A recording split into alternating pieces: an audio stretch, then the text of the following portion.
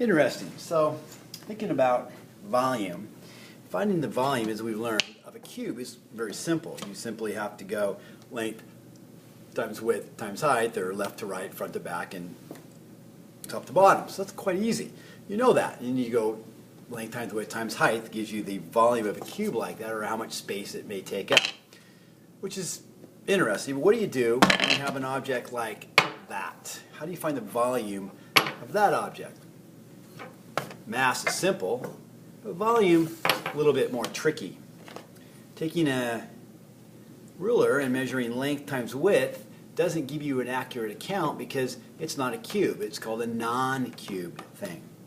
But knowing that air molecules and water molecules work in the same way, and if you can measure air molecules when you move this around the room, if you could grab those air molecules, then you could simply, if you could measure how many air molecules moved around and collect them and measure them, you would know. But we can't really do that. So how do we find the volume of an object that is not cubed?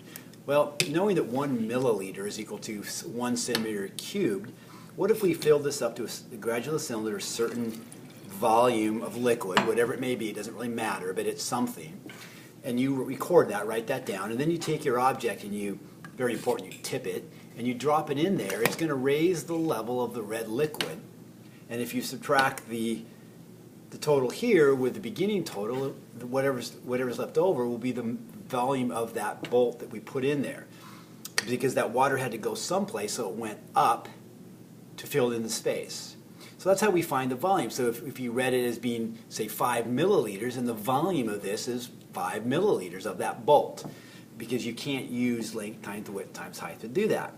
So that's how you would find the volume of an irregular or non-cubed object. Very important, by the way, when you go to pour your water back in, you put your finger over the edge so that bolt doesn't go crashing down in the beaker and break the bottom. Finding the volume of a non-cubed object.